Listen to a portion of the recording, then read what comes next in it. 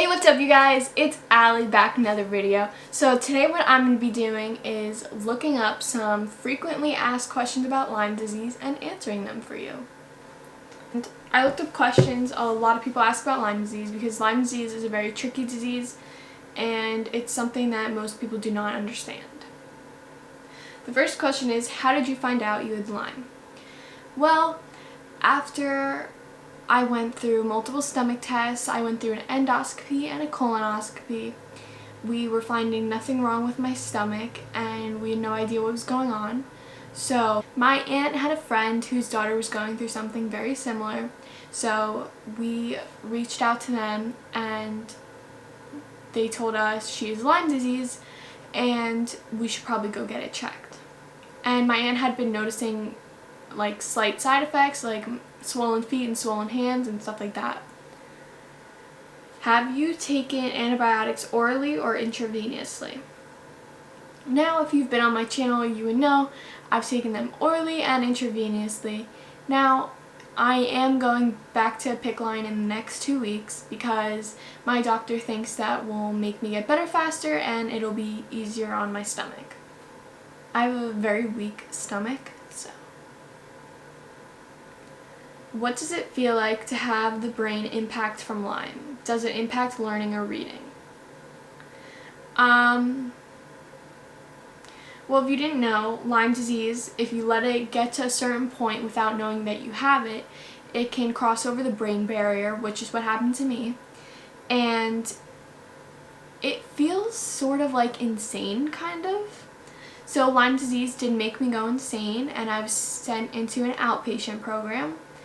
And you get like all these thoughts that you know you should not be having, and it makes your anxiety and depression a lot worse. And when I read, it's hard for me to read because sometimes I can't see the words, or it's hard for me to concentrate on the words because I can't focus. And the second part of the question was, does it impact learning or reading? Yes, it does impact it, but I try my best to get through the work. Otherwise, I will have family members or teachers help me because it is really difficult to be able to concentrate on the work and want to do it. The next question is, it is not obvious some people have Lyme. So do people not believe you have it? I don't talk to a lot of people because I have my close circle of friends and I have my family, so I don't know of any people who don't believe me because it's like my close circle who has seen me going through this, and it's my family who obviously know what's going on. But I'm sure some people don't believe me, either on YouTube or in school or just in general. I'm sure there are people who have doubts about my disease, and honestly, I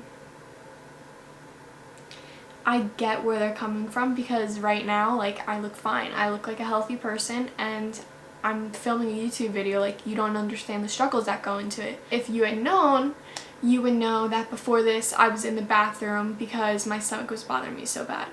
Or after this video, I will be going out to dinner and then I'll be feeling sick afterwards. Or at the dinner table, I will be freaking out because I cannot sit that long. So those are like some things that people don't see because I can keep it in, or you just don't get to see that part of me. How do you keep up the strength and courage to fight it? To keep strength and courage has been something I'm struggling with. So what I do is I think of how awful I've felt and the low points I've hit, and I think you're not going to have those anymore if you kill this thing. And this thing has affected so many other people that it's affecting you and you need it out of you. And I think of all the other people who have it and how strong they're being to get through it, and I want to be just like them getting through it. And you don't want to let the disease win because this is a disease a lot of people have and it's hard to get through. I'll say that. It's hell. but it's something that you can get through, and if you keep your mind motivated on what you're going to feel like after, I think that will help, and that's what's been helping me. My door just shut. Does it affect your social life? Lyme disease does affect my social life because, let's say my friends want to go to the mall. Going to malls is something really hard for me because there's a lot of people, a lot of bright lights, and that really gives me a headache, or it makes me really nauseous, or I get really anxious and I won't know what to do. And I know a lot of people are going to say, oh, that's just anxiety. No, the bright lights bother me, the food bothers me, and a lot of stuff at the mall will bother me. Walking around for a while gets me tired. And I know you're going to say, we get tired doing that too. You're just out of shape.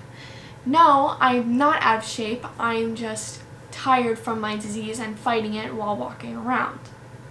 So it does affect my social life, and a lot of people have left my life because they don't understand what I'm going through.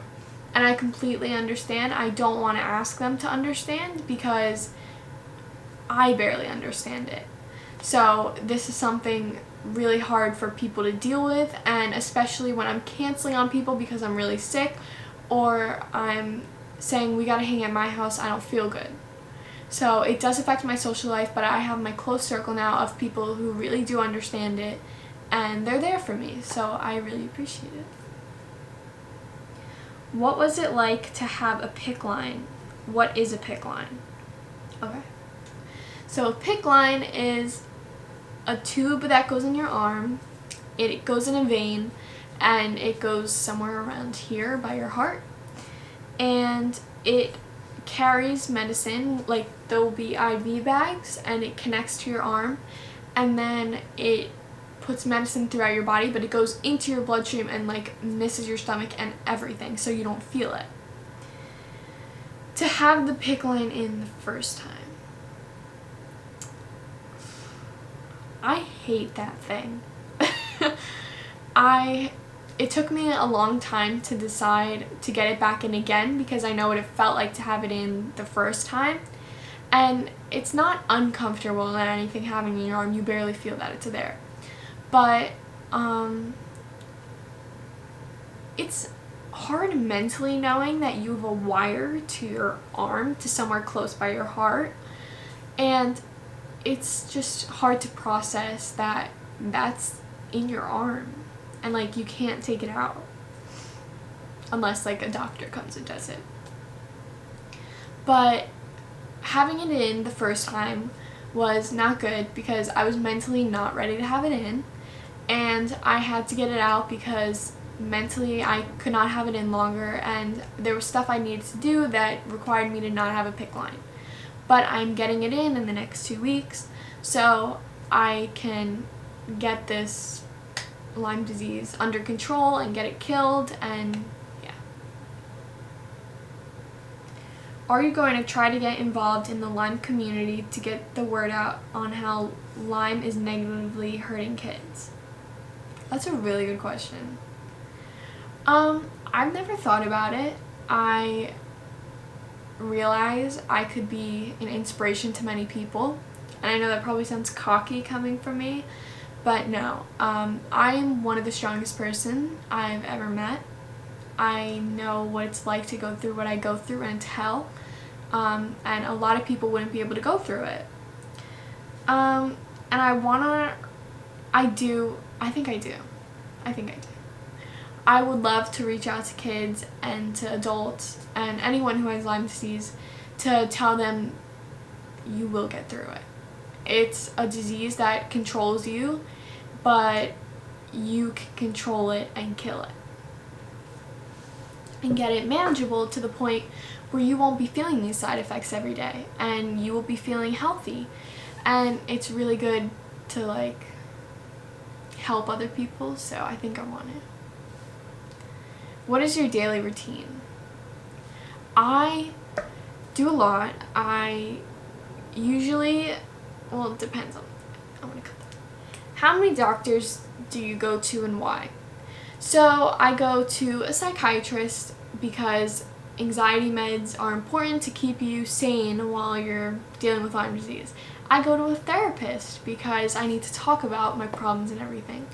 I go to a Lyme doctor because I need to keep my Lyme under control. And I go to a pediatrician to make sure I'm healthy. And I think that's it. Like 4. Do you try to eat healthy to help with the Lyme? Lyme disease gets triggered by sugar, and I will admit I have ice cream a lot, but I do eat like grilled chicken and vegetables a lot to keep my weight under control, because Lyme disease can cause your weight to go up and down. So I keep my weight under control, and I also need to keep the sugar and stuff down so Lyme disease doesn't get flared up or anything. Do you take vitamins too? I take some supplements that help a bowel system run while you're on antibiotics, because antibiotics will stop it, and that's not good. I used to take a folic acid thing where folic acid's important and you need it, and I didn't have a lot of it, so I would take that vitamin. But I think that's... Oh, I take